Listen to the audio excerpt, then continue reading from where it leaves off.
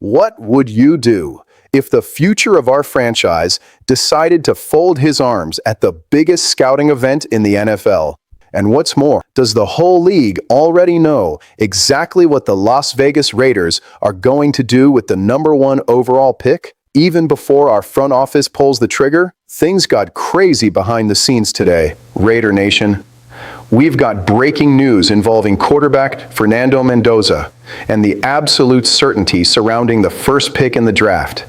Buckle up, subscribe to the channel, and smash that like button because today was wild and we need to debate the future of our offense right now. The news broke and caught a lot of people by surprise, but let's cut to the chase. Fernando Mendoza won't be throwing a single football at the NFL Combine next week. That's right.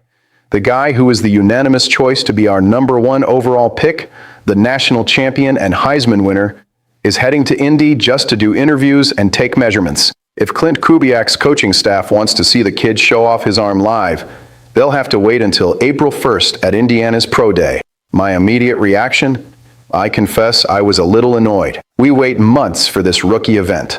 We want to see the prospect breaking a sweat, proving why he deserves to wear the sacred silver and black. But taking a deep breath and keeping it real, the truth is that this has become the standard in the modern league. What's the logic in him stepping onto a neutral field, throwing to receivers he's never seen in his life, risking a miscommunication turning into a negative headline? The real impact of this for the Las Vegas Raiders is about focus. Next week, the Combine stops being a physical test for Mendoza and becomes 100% a mental interrogation. Clint Kubiak, John Spytek, and the front office are going to lock the guy in a room and grill him on the whiteboard. They want to know if his football IQ translates to the complexity of an NFL system. That's where the chess match happens. We already know the kid has an absolute cannon for an arm. The season proved that. What we need to be sure of is if he has the ice in his veins to lead the rebuild of the most stagnant offense in the division. From my perspective as an analyst, I would 1,000 times rather he wait for his pro day. There, he'll be throwing to his trusted guys in an environment he dominates. He shows the complete, choreographed package at its absolute peak.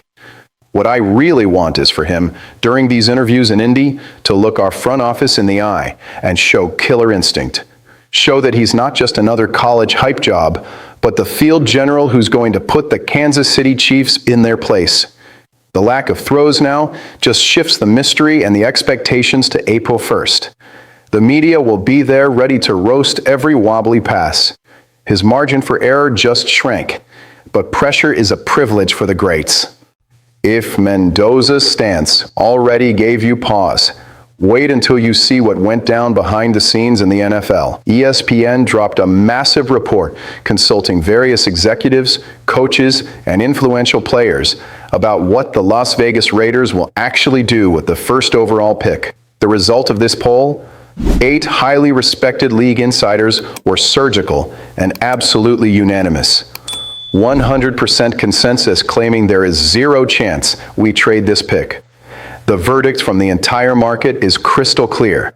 Fernando Mendoza is already a Raider. The franchise knows it, and we are all just waiting for the clock to start on draft night.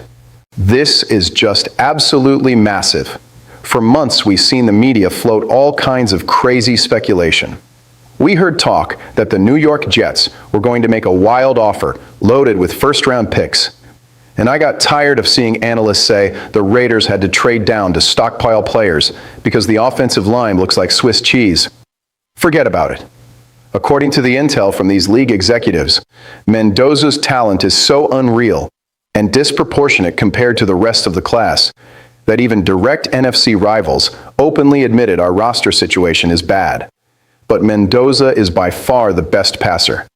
They praised his mechanics, his pocket presence, and especially his composure, calling the kid's mentality a true superpower that draws teammates in. What does this mean in practice for our franchise's rebuild? It means the era of infinite band-aids, thank God, is over. No more bringing in other teams' cast-offs or relying on miracles. with Mendoza coming in locked on a highly favorable rookie deal for the next few seasons. The Raiders' salary cap gets an insane amount of relief. Today, we have over $90 million in available space. John Spytek is going to be swimming in cash during free agency.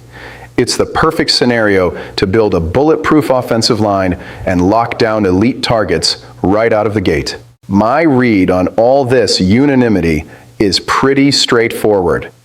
On one hand, I'm breathing a massive sigh of relief, knowing that Mark Davis and the front office aren't going to try and reinvent the wheel and blow a generational opportunity like this is great.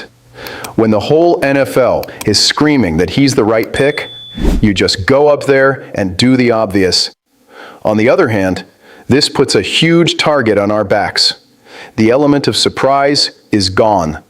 Every GM already knows our draft board, and they're going to try to drive up the price on the free agents we want to pursue. The real Raiders war starts in March, not in April. If the QB is already locked in, the mission now is to build a lethal ecosystem around him, so the kid can step in with his foot on the throats of our rivals. To recap today's madness, Fernando Mendoza folds his arms at the combine to only throw at his pro day, while NFL bigwigs are claiming with 100% certainty that we won't trade the #1 pick and that he will be our franchise quarterback. Now, I want to hear the voice of the Silver and Black Nation in the comments. Here is our golden question. If a rival team offers 3 first-round picks for our pick, do you turn it down and secure Mendoza, or do you take the trade right then and there?